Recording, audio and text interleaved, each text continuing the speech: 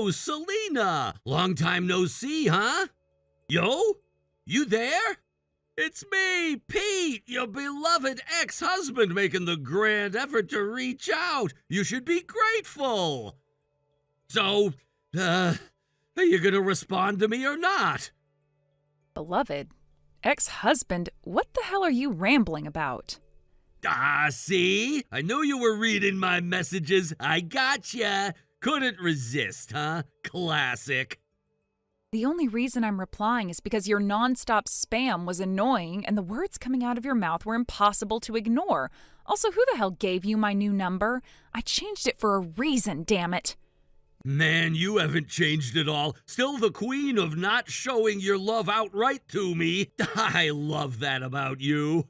Not showing my love outright to you? Are you seriously that brain dead? I only replied because I don't want some creep like you twisting reality and spreading your nonsense. So yeah, I'm replying purely for damage control. Got it? Yeah, whatever. Skip the drama, babe. So when do I move in? Move in? What in God's name are you talking about now? Oh, stop playing coy. You're rebuilding that house of yours, aren't you? And? Yeah, I saw it. Just happened to pass by the other day. Looks like a brand new two-family home, huh? Pretty bold move. And that's your business. How? Oh, come on. It's obvious, isn't it? You finally realized you can't live without me. That house, it's your way of saying you want us back together. Don't worry, babe. I'm a forgiving man. I can overlook the cold shoulder you gave me. We can pick up right where we left off. I honestly don't know where to begin correcting your idiocy. Seriously, what fantasy world are you living in? I have zero interest in getting back with you. None. There you go again with that tough act, not showing your love for me mode activated. You don't have to be like this, you know. If you hadn't gone and changed your number like some rebellious teenager, we wouldn't be playing this cat and mouse game, right? Listen carefully, you delusional fossil. I didn't change my number for fun. I changed it to escape you. I don't want anything to do with you or your warped little fantasies. Yeah, whatever. I get it. You're shy about admitting you miss me. But don't worry, I'm a patient guy. I'll keep an eye on the house. When it's ready, I'll just show up with my stuff. You won't have to lift a finger. No, you won't, because there's one thing you clearly haven't bothered to wrap your tiny brain around. Oh, finally admitting it, huh? You're ready to beg for me to come back? Let's hear it, babe. I'm already married. Come again? You heard me. I'm married. Happily, legally, and completely married. So your little fantasy reunion? Never. Not in this life, not in any life. Good one. Nice bluff, but you'll have to do better than that if you want me to buy it. You're not buying it because you don't want to face reality. Damn right I'm not buying it. You think I'm that easy to fool? I've seen that two-family house going up with my own eyes every single day. And your parents are long gone, aren't they? Which means there's only one logical explanation left. You're building that house so you can live with my parents. That's the only thing that makes sense. You're trying to patch things up with me. You're planning our sweet little remarriage, and you just couldn't say it out loud. How's that for airtight detective work, huh? Impressive, right? You can praise me now. I don't even know where to start with how brain-meltingly wrong you are. Seriously, my brain cells are crying just listening to you. First off, newsflash, you and your parents are not part of my life plan. That house, it has nothing to do with you. I'm not building it for you, with you, near you, or anything else your messed up heads conjured up. So stop this pathetic fantasy, delete my number, and do not contact me again. Am I clear? Yeah, you're just flustered, babe. 5 years apart is a long time, huh? I get it. You're in panic mode, but I know you. Once you calm down, you'll realize how much you miss me. I'll give you some space, but I'll be back. Count on it, Selena. Later, babe.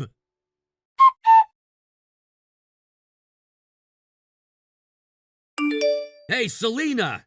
It's me, your beloved pet, remember? I figured I'd give you a heads up since we're practically family now and all. So, about that shiny new two-family house of yours. Looks like it turned out pretty well, huh? I passed by the other day, couldn't help but notice how gorgeous it's looking. And I saw there's already a car parked out front. Judging by that, I guess you're pretty much all set to move in, right? No more delays or excuses, huh? Well, that's perfect timing, isn't it? Because guess what? I'm thinking it's about time we joined you. You know, as one big, happy, blended family. Us, you, and of course my dear parents, too. I mean, that's how it's supposed to work, right? It is a two-family home after all. So, let's make it official, shall we? We'll be bringing our things over soon, and we'll be counting on you to welcome us properly. From now on, let's all get along, okay? You can look forward to seeing us around morning, noon, and night. We'll be neighbors, housemates, family, whatever you want to call it. Anyway, don't stress too much about the details. We'll take care of the rest when we get there. See you real soon, Selena!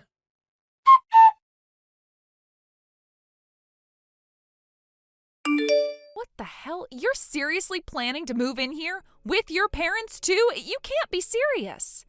Ah, Selena. Finally acting like your usual self, huh?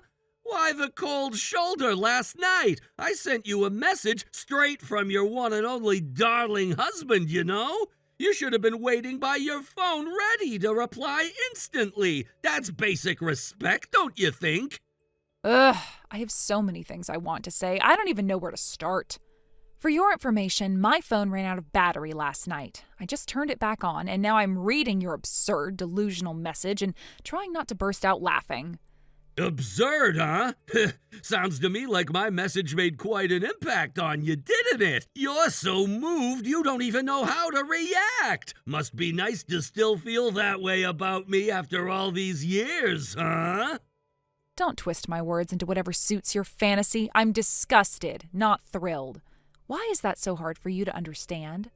Oh, come on. You know what they say. When a woman says no, it secretly means yes, right?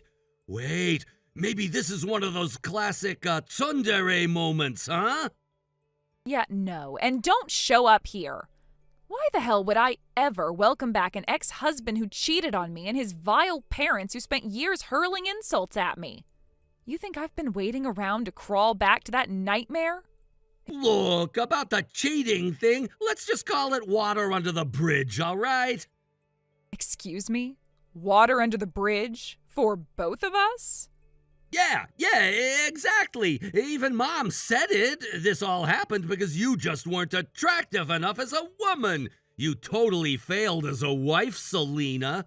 Honestly, you should have been the one paying me alimony to make up for it. But somehow I ended up paying you. And after that, the past 5 years have been hell for me. I got dumped by that girl, lost my job, the neighbors whisper about me behind my back. It's been a nightmare. So now it's only fair you dedicate your life to making it up to me. Making it up to you? Exactly. You built that fancy two-family house just for that, right? To atone for me and my parents. What kind of twisted logic is that? That has nothing to do with you. Oh, don't get all worked up now. If you're already this emotional, how will you handle seeing me in person? Speaking of which, guess what? I'm here right now. What? I brought my parents and we're ready to move in. I even brought the marriage registration forms so we can officially get remarried today. Let's start our happy family life again. Are you out of your mind? Our stuff's on the way, too. Movers will be here in the afternoon, so yeah, you'll take care of those feels, right? Thanks in advance. Wait, you actually came? Yup. Look out your window if you don't believe me. We're standing right at your front door. Me, Mom, and Dad. There's nobody out there. Huh? Yeah, I checked. There's no one at my door. Cut the crap, Selena. Stop pretending, will ya? We're right here. No, seriously, there's no one. What? Where exactly are you? At your front door, duh. Address? Why do I need to tell you that? This is your family home, isn't it? Like I'd forget after all the times I've been here. We're in A City, of course. A City? You're at my old family home? Obviously. Why are you double-checking like some clueless idiot? Open the door already. Mom and Dad can't wait to resume your wifely re-education. Time for you to remember your place. You might want to double-check that address yourself, genius, because you're at the wrong house. What? You finally made me understand what you've been rambling about all this time. Took me long enough. What are you talking about? That house, my old family home, I sold it. What? Yeah, I sold it years ago. Why the hell would you do that? After we divorced, I lived there for a couple of years, but the house was old and falling apart, so I sold it off. Simple. No way. But then where do you live now? After that, I rented a small, cheap apartment for a while. But now I live in a beautiful 2-family home with my husband and his lovely parents. Husband? Yeah, I met him through some friends. And his parents? Uh-huh. They're kind, considerate, and nothing like the nightmare you call parents. I don't understand. This has to be some kind of prank, right? You're just trying to surprise me or something. Nope, no tricks here. This is my life now. You can't do this to me. You have to let me move in. I already gave up my apartment. My dad and I even quit our jobs for this. Oh my God, were you seriously planning to live off my income? Is that what this was about? Well, I figured if you had enough cash to build a house, you could support us. Unbelievable. Yeah, I built a house, but it's under my husband's name. And guess what? It's nowhere near A City. I didn't even know my old place was under construction again. No, open the door, damn it! Let's get married again, I'm begging you! You really are the king of idiots. What? Did you even look at the nameplate on the mailbox? Nameplate?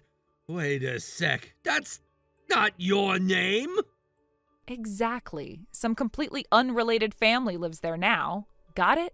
You're trespassing on a stranger's property. What? So unless you want to get arrested for loitering, I suggest you pack up your circus and leave.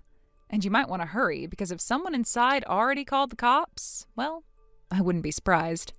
Oh no, Selena, there's a police car coming! Tough luck. Guess you'll just have to figure it out on your own. Selena! Help me! Not my problem. Goodbye.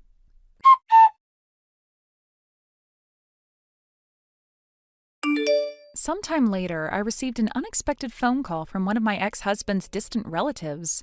This person, who I hadn't heard from in years, called me to apologize and to explain what had happened after the incident involving the police. I wasn't sure if I wanted to hear anything about my ex-husband or his family, considering all the pain and betrayal they had caused me in the past. But out of a sense of closure, or perhaps simple curiosity, I chose to listen. According to them, after the chaotic incident with the police patrol car, things had escalated quickly for my ex-husband and his parents. Apparently, when they saw the patrol car approaching them, they panicked, as if realizing too late that their behavior had crossed into criminal territory. In their desperation to escape the scene, they tried to flee in different directions, but fate seemed to have other plans. As they scrambled to disappear into the nearby streets, they ended up running straight into another set of officers who had arrived on bicycles from an alternative route. Those officers quickly blocked their path, cutting off their escape and forcing them into an awkward confrontation. Faced with police officers demanding explanations, the three of them became flustered and could barely string together a coherent story. Their elusive behavior, fidgeting and mumbling, only made them look more suspicious in the eyes of the authorities. They had no identification on them, no clear purpose for being in the area, and no reasonable explanation as to why they had reacted with such panic when seeing the patrol car. Naturally, this triggered the officers' instincts to treat them as potential criminals, resulting in them being detained and taken in for questioning at the police station. Although, according to the relative, even though no direct harm had yet been inflicted upon anyone, the police deemed their actions sufficiently suspicious to warrant a thorough investigation. After several hours of interrogation and an official warning, they were released under strict surveillance and with a formal warning on their record. They were made well aware that any further incidents would result in immediate arrest and more serious charges. But as I listened to the details, it became clear that the true punishment for them had nothing to do with police action. Their biggest problem was far more pressing and far less avoidable. They had no home, no income, and no one left willing to support them. The relative told me, almost with a tone of cold resignation, that the trio, my ex-husband and his aging parents, were now effectively destitute. In the 5 years since our divorce and the ugly affair that had shattered not only our marriage but also their social standing, they had managed to alienate practically everyone in their extended family. Once their dirty laundry had been aired for all to see, the cheating, the manipulation, the lies, they had been ostracized. Relatives who once might have offered them a spare room or financial help had turned their backs, disgusted by the betrayal and selfishness they had displayed. Even friends who once orbited their lives disappeared once it became clear that associating with them would only bring trouble. Now they had no choice but to live in a run-down, decrepit apartment in the worst part of town. It was a tiny, suffocating space in a building where the shared toilet was in the hallway and there was no bath at all. They had to make do with public bathhouses or endure humiliation of using hand basins and makeshift methods just to keep clean. The rent was dirt cheap, and that was the only reason they could afford it. But even then, every month was a struggle to scrape together enough money to keep a roof over their heads. My ex-husband, once smug and arrogant, who had so easily thrown away our family for his fleeting affair, now faced the grim reality of being a middle-aged man with no job, no skills to fall back on, and no support system. His parents, who once looked down on me as if I were some outsider unworthy of their son, were now equally destitute and humiliated, their pride shattered, their status reduced to nothing more than gossip fodder for those in the neighborhood who remembered them in their better days. They tried, I heard, to find jobs, anything to sustain themselves, but employers weren't interested in hiring people with gaps in their work history and a reputation for trouble. Word travels fast in smaller communities, and their tainted names followed them like a scarlet letter. The few times they managed to get part-time work, they were treated with contempt, given the worst shifts, and talked about behind their backs by coworkers who saw them as pathetic, washed-up has-beens. The relative told me that they spent most of their days hiding inside their tiny apartment, rarely venturing out except to buy the barest of essentials. Their days were filled with bitterness, arguments, and endless blame-shifting, each of them pointing fingers at the other for the life they now led. My ex-husband blamed his mother for controlling him and pushing him into decisions he now regretted. His mother, in turn, blamed him for being weak and useless, for not providing the life she believed she deserved. His father, silent and broken, merely sat in the corner, staring blankly at the walls, having given up on the idea of a better future. I won't pretend that hearing all this didn't stir some complicated feelings in me. A part of me, the part that had suffered through their cruelty, their betrayal, their manipulation, felt vindicated. They had made their bed, and now they were forced to lie in it, cold, lonely, and penniless. But another part of me, perhaps the more compassionate side, couldn't help but feel a pang of pity. I had moved on, I had rebuilt my life, found happiness again, and surrounded myself with people who truly cared about me and valued me. I had a partner who respected me, a support network that embraced me, and a peaceful home where love, not resentment, was the foundation. Thank you for watching. Please subscribe and hit the like button. See you next time.